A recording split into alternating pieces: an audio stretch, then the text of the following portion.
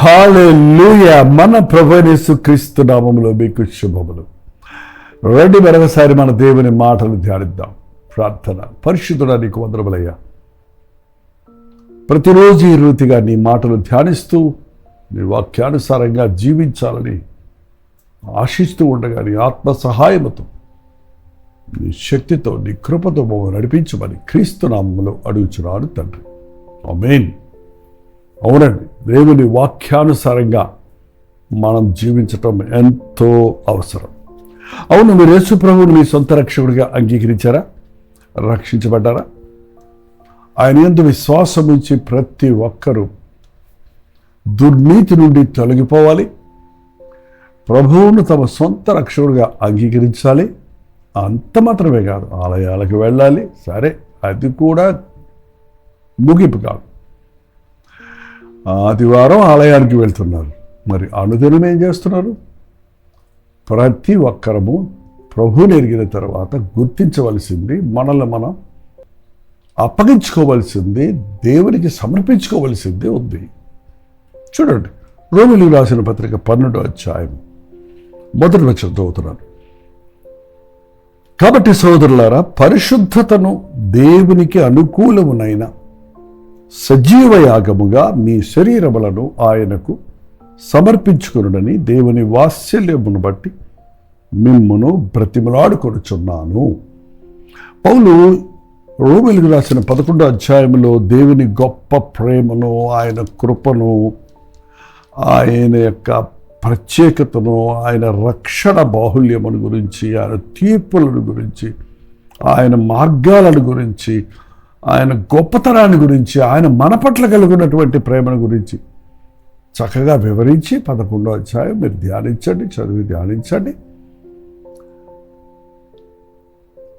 చివరిగా అంటున్నాడు, కాబట్టి సోదరులారా, పరిశుద్ధమును దేవునికి అనుకూలమునైన సజీవ యాగముగా మీ శరీరములను ఆయనకు సమర్పించుకోండి. మనం సాధారణంగా అనుకుంటాం భక్తి అంటే ఆత్మ సంబంధమైందే కదా, శరీరానికి ఆత్మకు సంబంధం లేదని. మీరు గమనించి చూస్తే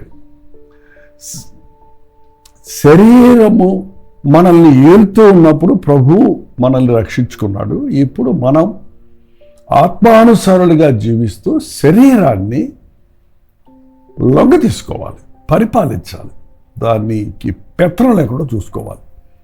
అది మన వల్ల కాదు. అందుకనే మన ప్రభు మన శరీరంలో రావలసిన ప్రతి శిక్షను, మన శరీరానికి రావలసిన ప్రతి శిక్షను, ప్రతి శాపమును, ప్రతి వ్యాధిని ఆయన మన కొరకు భరించి మన స్థానంలో మరణించాడు. కాబట్టి ఇప్పుడు మనం చేయాల్సింది ఏంటంటే సజీవయాగముగా మీ శరీరములను ప్రభువుకు సమర్పించుకోవాలి. యాగం అంటే మీరు ఎప్పుడైనా చూసారా? యాగం నుప్పుల్లో వేస్తున్నప్పుడు అది కనపడదు, మాయమైపోద్ది, లేకపోతే కాలిపోద్ది. కానీ దాని యొక్క ఆ సుగంధమైన ఆ సువాసన వెదజల్లుతుంది, అది ఆహ్లాదకరంగా ఉంటుంది. మన జీవితంలో ప్రభువుని ఎరిగిన తర్వాత మనం కనబడకూడదు, మనం క్రీస్తు మనలో కనబడాలి. మన సొంత ఇచ్చలు, సొంత ఆశలు, సొంత కోరికలు, సొంత ఇష్టాన్ని చేసుకున్న కాలం చాలు. ఇప్పుడు మనం విమోచించబడ్డాం, విడిపించబడ్డాం, మన చిక్కుల్లో నుంచి మనల్ని తప్పించబడ్డాం. ఇప్పుడు విమోచించబడిన వారిగా, రక్షించబడిన వారిగా మనం చేయవలసింది ఏంటంటే మనల్ని మనం ప్రభువుకి అర్పించుకోవాలి. అంటే మీ ఆలోచనలు, తలంపులు, మాటలు, మీ క్రియలు అన్నీ దేవునికి అనుకూలంగా ఉండాలి. అంటే ఇంకో విధంగా చెప్పాలంటే ప్రభువు ఎలా ఉన్నాడో అలాగూ మనం బ్రతికి చూపించాలి. ఆ పరిశుద్ధత, ఆ దీనత్వము, ఆ విశ్వాసము, ఆ ప్రేమ, ఆ సహనము, ఆ ఓర్పు మన జీవితాల్లో చూచినప్పుడే కదండి మనం యేసయ్య బిడ్డలు ఇతరులు గుర్తించగలుగుతారు. ఊరికే బ్యాడ్జీలో పేర్లలో పెట్టుకోవటం వల్ల ప్రయోజనం ఏముంది? మీరు దేవుని నమ్ముకున్నామని చెప్పుకోవటం వల్ల ప్రయోజనం ఏముంది? ఆయన వాక్యానుసారంగా మీరు జీవించాలి. ఆయన వాక్యములో మనకు జీవించి చూపించిన విధానాన్ని బట్టి మనం జీవించాలి. సో మీరు మీ శరీరాలను దేవునికి అర్పించుకోరండి. మీ శరీరం మనం లొంగదీయలేం, కానీ మనల్ని లొంగదీసేదండి శరీరాశ, నేత్రాశ, జీవపు డబ్బు. వీటి నుంచి మనం విడిపించబడాలంటే ఇవి మనం సజీవ యాగముగా దేవుడికి అర్పించేయాలి. యాగం అంటే కాల్చేస్తాడు, అది మొత్తం కనపడదు. ఇక ఏంటంటే యాగం అక్కడ సమర్పించుకున్న వ్యక్తి దేవునికి మనం కూడా అలా సమర్పించుకోవాలి, చెప్పగలగాలి. పౌలు అన్నాడు కదా, నా మట్టుకైతే బ్రతుకుట క్రీస్తే, చావు అయితే లాభం. చూడండి, రోమీలకు గలతీయులకు రాసిన పత్రిక 2వ అధ్యాయము, గలతీయులకు రాసిన పత్రిక 2వ అధ్యాయము చదువుతున్నాను, వినండి. బైబిల్ ఉన్నోళ్ళు లేకపోతే చూడండి, మీరు కూడా చదువుకోండి. గలతీయులకు రాసిన పత్రిక 2వ అధ్యాయము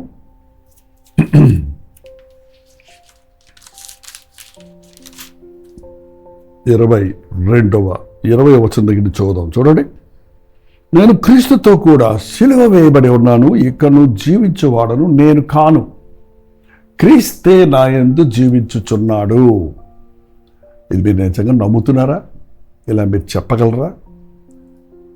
నేను క్రీస్తు యేసుతో కూడా సిలువ వేయబడి ఉన్నాను. నేను సిలువలో ఉన్నాను. సిలువలో మేకులతో కొట్టినప్పుడు మన ఇష్టంగా దిగి రాలేవు, మన ఇష్టం వచ్చినట్టు చెయ్యలేము. యేసయ్య నా కొరకు సిలువలో నిలబడి ఉన్నాడు. అక్కడ నేను ఆయన స్థానంలో, ఆయన ఎదుట నిలబడి ఉన్నాను అన్నది విశ్వాసం ద్వారా మనం నమ్మాలి. నా స్థానంలో నా కొరకు ఆయన మరణించాడు. ఆయన స్థానంలో ఆయన కొరకు నేను జీవించాలి, ఆయన సాక్షిగా నేను జీవించాలన్నదే రక్షించబడ్డామని చెప్పిన ప్రతి క్రైస్తవుని విశ్వాస యొక్క ధ్యేయముగా ఉండాలి. ఇక్కడ బ్రతుకువాడను నేను కాదు, ఇక్కడ జీవించేవాడను నేను కాదు, క్రీస్తే నా యందు జీవించున్నాడు. నేను ఇప్పుడు శరీరం ముందు జీవించుచున్న జీవితము నన్ను ప్రేమించి నా కొరకు తను తాను అప్పగించుకున్న దేవుని కుమారుని అందలి జీవించుచున్నాడు. ఏమంటారు చూడండి, నేను ఇప్పుడు శరీరం ముందు జీవించుచున్న జీవితము నన్ను ప్రేమించి నా కొరకు తను తాను అప్పగించుకున్న దేవుని కుమారుని అందలి విశ్వాసం వల్ల జీవించుచున్నాను. ఇప్పుడు జీవించే జీవితం, నేను సిలువ వేయబడ్డానంటే నేను సిలువలో ఉన్నాను, ఆయన నాలో ఉన్నాడు. ఇప్పుడు నేను జీవించే జీవితం గతంలో ఉన్న జీవితానికి ఇప్పుడున్న జీవితానికి ఒకేలాగుంటూ నేను యేసయ్యను నమ్ముకున్నాను అంటం వల్ల ప్రయోజనం ఏమైనా ఉందండి? నేను మునుపు అవిశ్వాసిని, ఇప్పుడు విశ్వాసిని. మునుపు పాపంలో ఉన్నాను, ఇప్పుడు ప్రభువులో ఉన్నాను. ముందు దుఃఖంతో ఉన్నాను, ఇప్పుడు ఆనందంలో ఉన్నాను అని సాక్ష్యం ఇచ్చేవారు మీ జీవితంలో ఒక్కసారి పరిశీలించుకోవాలి. ఆ మార్పు చెప్పటంలోనే ఉందా? అనుదినము మనోవాక్కాయ కర్మలయందు, అంటే మీ మనసులో, మీ క్రియలలో, ఎట్లంటే మీ యొక్క మాటలలో, మీ క్రియలలో మీరు ప్రభువును చూపించగలుగుతున్నారా? చూడండి, యేసు ప్రభు బిడ్డలు ఆయనలాగా ఉండాలని ఆ ధ్యేయంతోనే దేవుడు మనకు తన సందేశాలను అందిస్తూ ఉన్నాడు. ప్రతి కీడు, శాపము, పాపము నుండి విడిపించబడిన వారిపై ప్రభు సాక్షులుగా బ్రతకాలని, మనల్ని చూసిన వారు మనలో క్రీస్తును చూచినట్లుగా మన ప్రవర్తన ఉండాలని దేవుడు ఆశిస్తున్నాడండి. నన్ను ప్రేమించి నా కొరకు తను అప్పగించుకున్న దేవుని కుమారుని అందరి విశ్వాసం వల్ల జీవిస్తున్నాను. మనల్ని ప్రేమించాడు ఆయన. ప్రేమించి అది ఇది ఇస్తారండి ఎవరన్నా, ఏదో గిఫ్ట్ ఇస్తారు ప్రేమించిన వాళ్ళు. కానీ ప్రభు ఏమిచ్చాడంట? తన్ను తాను అప్పగించుకున్నాడు. తన ప్రాణాన్ని మన కొరకు సిలువలో పెట్టాడు. ఈరోజు మనం సజీవులుగా ఉన్నామంటే, యేసును ఎరిగిన వారిగా ఉన్నామంటే, మరణిస్తే పరలోకంలో ఉంటామని ధైర్యంగా చెప్పగలుగుతున్నామంటే దానికి కారణం ప్రభు యొక్క అభయం, ప్రభు యొక్క శక్తి, ప్రభు యొక్క యాగం. ఈరోజు నిజంగా మీ జీవితాల్లో యేసు ప్రభువును చూపించగలుగుతున్నారా?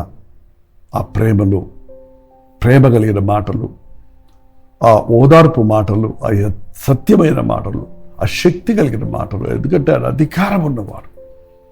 ఇంత గొప్ప యేసయ్య మన దేవుడిగా ఉన్నాడు అనేది మనం గుర్తించినప్పుడు అలా జీవించాలి, ఆ స్థాయిలో జీవించాలి అనే ఆశ మనకు ఉండాలి. అలా జీవించాలంటే అలా గడ్డ పెట్టుకోవడం, అంగే వేసుకోవాలి అని లేదండి.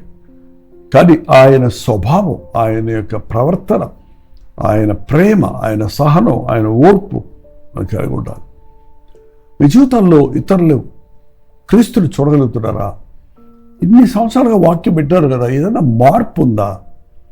మీ ప్రవర్తన వ్యత్యాసంగా ఉందా? అందరితోటే ఉన్నారు. ఆఫీస్లో అందరూ చేసేదే మీరు చేస్తున్నారా? అందరూ తినేదే మీరు తింటున్నారా? అందరూ తాగేదే మీరు తాగుతున్నారా? లేక మీరు మీ దేహాన్ని దేవాలయంగా కాపాడుకుంటూ, మీ దేవాలయంను పరిశుద్ధమైన దేవాలయంగా కాపాడుకుంటూ, ఈ అపవిత్రమైనది నాకొద్దు, ఈ రాజుల భోజనం నాకొద్దు అని తృణీకరించినటువంటి దానియేలు వలె ఉంటున్నామా? ఈ అంచె దినాల్లో ప్రభు తన్ను తాను సమర్పించుకున్న వాళ్ళ కోసం చూస్తున్నాడండి. మీరు ప్రభువుకు సమర్పించుకొని చూడండి, మోసపోరు, నష్టపోరు. చాలామంది దేవుడి సేవకు వస్తే మాకు గడవదేమో, మా ఇంట్లో అవసరతలు తీరవేమో, మా పిల్లల ముచ్చట్లు తీర్చలేమేమో అన్నట్టుగా భయపడుతున్నారు. భయపడకు. యెహోవా ఈరే. నీకున్న దాంతో నువ్వు దేవుని దగ్గరకు వస్తే నిన్ను మరింత ఉన్నత స్థాయికి హెచ్చించేవాడే కానీ నిన్ను దింపేవాడు కాదండి ఆయన. ఈ ఉదయకాల సమయంలో దేవుడితో ఒక తీర్మానం చేసుకోండి. రాబో ముందు నూతన సంవత్సరంలో ప్రవేశించడానికి ముందు ఈరోజే, ప్రభా ఇక్కడ జీవించేవాడను నేను కాదు, నీవే నాలో జీవించు. నా హాని సిలువేస్తున్నాను, నా స్వార్థాన్ని వదిలిపెడుతున్నాను, నీ కొరకు దేవుని కుమారుని అనే విశ్వాసము ద్వారా జీవిస్తున్నాను అని చెప్పిన మాటను మనం మనసులో పెట్టుకుందాం. ఈ రోజు నుంచి నేనేం చేసినా నా దేవుని కొరకే, నేనేం మాట్లాడినా ఆయన నామానికి మహిమ రావడం కొరకే, నేనేం ఏ ప్రయత్నం చేసినా అది ఆయనకి ఆత్మల సంపాదనకు మేలుకరంగా ఉండడానికి ఆయన తీర్మానం చేసుకుంటే మనం ధన్యులమవుతామండి. ఒకటి ఫస్ట్ పాయింట్, మీరు రక్షించబడ్డారా? ఇంకా మీరు అప్పగించుకోలేదా? చూసారా, మామూలుగా బలంటే అక్కడ పెట్టి తీసేస్తూ ఉంటారు. ఒకవేళ అలాగా మీరు నీటి బాప్తీసం పొందారేమో, కానీ ఎంతమంది మీరు దేవుని వాక్యాన్ని సారంగా జీవిస్తూ, దేవుని ఆత్మ ప్రేరేపణలకు లొంగుతూ, నమ్మి బాప్తీసం పొందిన వాడు రక్షించబడ్డని చెప్పాడు కదా. నేను బాప్తీసం పొందే ఒక తీర్మానంతో, ఒక గ్యారంటీతో, నేను యేసయ్య బిడ్డలని సాక్షిగా ఈ లోకంలో జీవించాలి అనే ఆశ మీకు ఉందా? చూడండి, నామకార్థ క్రైస్తవులు ఎంతోమంది ఉన్నారు, ఆచార క్రైస్తవులు ఎంతోమంది చూస్తున్నాం. వారి వల్ల ప్రపంచం మరింతగా విమర్శలకు, అనేకులు విమర్శలు చేయటం కారణమవుతుందే కానీ క్రీస్తు నామానికి మహిమ కలగడం లేదు. మా ప్రభు అత్యున్నతుడు, అద్భుతాలు చేసేవాడు. మన ముందున్న సంవత్సరంలో అద్భుతాలు చేయటం ఈ రోజు నుంచి మొదలు పెట్టాలని కూడా దేవుడు ఆశిస్తున్నాడు, మీరు సిద్ధంగా ఉంటే. కాబట్టి ఈ రాత్రి సమయంలో మీరు ఎక్కడెక్కడ చూస్తున్నారో లైవ్ చాట్లోకి వచ్చి మీ పేరు, ఊరు టైప్ చేయండి. మీకోసం ప్రార్థిస్తున్నాం. రెండో చిన్న ప్రార్థన చేసుకుంటాం. పరిశుద్ధుడ, ప్రేమగల తండ్రి, లోకం కొరకు, పాపం కొరకు జీవించింది చాలయ్యా. సాతాను మమ్మల్ని తరిమినట్టు పోయి తరిమిన స్థలాలన్నిటికీ వెళ్ళి నిన్ను మహిమపరచవలసిన మేము తండ్రి, ఇంకా ఉన్న చోటే ఉండేవారిగా మేము ఉండిపోక, ప్రార్థనలో, విశ్వాసంలో ఎదురుకు, రోజు నీ మాటలు వింటున్న నీ బిడ్డలందరూ విశ్వాసాభివృద్ధి పొందుటకు, అనేకులు కృతవారు వచ్చుటకు, పరిశుద్ధాత్మని కార్యాలు అంచెదినాల్లో ముమ్మరంగా అన్ని సంఘాలలో జరుగుటకు, నీ ఆత్మ ద్వారా ప్రతి ఒక్కరు ఉజ్జీవించబడుటకు సహాయం చేయమని క్రీస్తు నామములో అడుగుచున్నాను తండ్రి, ఆమేన్.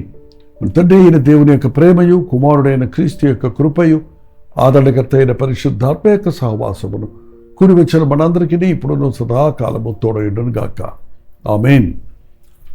దేవుని స్తోత్రం. మీ ప్రార్థనా సంఖ్యల భారాలు 9540 అలాగే ఇతర దేశాల్లో ఉంటే 91001010 తెలియజేస్తున్నాం. అవన్నీ మేము పరిశీలిస్తున్నాం, ప్రార్థిస్తున్నాం. తప్పక దేవుడు మీకు సాయం చేస్తాడు. ప్రభుత్వమైతే 4వ తారీఖు బెంగళూరులోను 10, 11 తారీఖుల్లో ముంబైలో జరిగే మీటింగ్ల కోసం ప్రార్థించండి. మధ్యాహ్నం 3 గంటల హెచ్చరిక, అలాగే రాత్రి 9 గంటలకు కల్వరి ప్రతి దేవుళ్ళు మళ్ళీ కలుసుకుందాం. అంతవరకు దేవుడు మహాకృప మీతో కాక.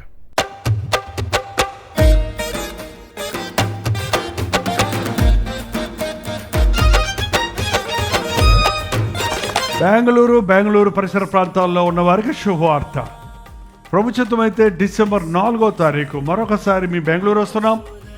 మధ్యాహ్నం 2 గంటల నుంచి 5 గంటల వరకు, 6 గంటల నుంచి 10 గంటల వరకు 2 సెషన్స్గా 1 డే గెట్ టుగెదర్ను బెంగళూరులో ఏర్పాటు చేస్తున్నాం. రాగలిగిన వాళ్ళందరూ వచ్చి, వీలైతే 2 సెషన్స్కి వచ్చి దేవుని ఆశీర్వాదాలు పొందండి. సంవత్సరాంతంలో ఉన్నాం. మీరు బెంగళూరు చుట్టుపక్కల అనేక ప్రాంతాల నుంచి కూడా వస్తున్నారు. మధ్యాహ్నం సెషన్లో మీరు హాజరై అవసరమైతే మీరు ఈవినింగ్ వెళ్ళిపోవచ్చు. గుర్తుపెట్టుకోండి, డిసెంబర్ 4వ తారీఖు మధ్యాహ్నం 2 గంటల నుంచి 5 గంటల వరకు, అలాగే 6 గంటల నుంచి 10 గంటల వరకు 2 సెషన్స్ హడ్సన్ కమ్యూనిటీ సెంటర్లో బెంగళూరులో ఈ 1 డే గెట్ టుగెదర్ ఏర్పరచబడుతుంది. మరిన్ని వివరాలు కావాల్సిన వాళ్ళు 8939393939 అనే నెంబర్కి మీరు కాల్ చేయండి, లేదా QR కోడ్ ఇవ్వబడింది, మీరు స్కాన్ చేసుకోండి. మరి వాట్సాప్ మెసేజ్ పెట్టండి, మీకు అడ్రస్ వివరాలు పంపించబడతాయి. ముఖాముఖి మిమ్మల్ని చూడాలని, వ్యక్తిగతంగా మీకోసం ప్రార్థన చేయాలని మేము బెంగళూరు వస్తున్నాం. కల్వరి దర్శనం టీవీ కార్యక్రమాల ద్వారా, సోషల్ మీడియా ద్వారా దేవుని వాక్యం వింటున్న మిమ్మల్ని అందరినీ దేవుడిని నిండారా దీవించి ఆశీర్వదించాలని మీ కొరకు ప్రార్థిస్తున్నాం. ఈ యొక్క మీటింగ్ ద్వారా మిమ్మల్ని మరింతగా బలపరచాలని, ముఖాముఖిగా చూసి మీ లోపాలు తిప్పుతాలని ఈ గెట్ టుగెదర్ ఏర్పాటు చేయబడుతుంది. రండి, దీవించబడండి. వందనాలు.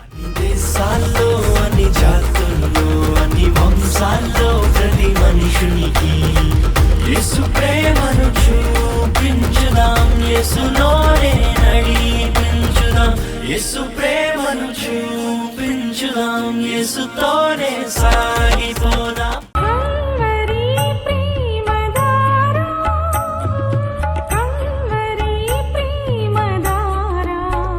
కల్వరి ప్రేమధార అనే మా ద్విమాస పత్రికను ఈ మధ్య త్రైమాస పత్రిక అంటే 3 నెలలకి ఒక్కసారి మాత్రమే ప్రింట్ చేయగలుగుతున్నాం. మరి గత 40 సంవత్సరాల పైబడి కొనసాగుతున్న ఈ పత్రికను ఆపు చేయటం ఇష్టం లేక దీన్ని త్రైమాస పత్రికగా మార్చున్నాం. మీరు కల్వరి ప్రేమధార పత్రికను చదువుతున్నారా? ఒక ఉచిత పత్రిక కావాలంటే ఇవ్వాలే మీ పేరు, చిరునామా, అడ్రస్తో పాటు ఇంటి నెంబర్తో పాటు క్లియర్గా పంపించండి. తప్పకుండా ఒక ఉచిత పత్రికను మీకు పంపిస్తాం.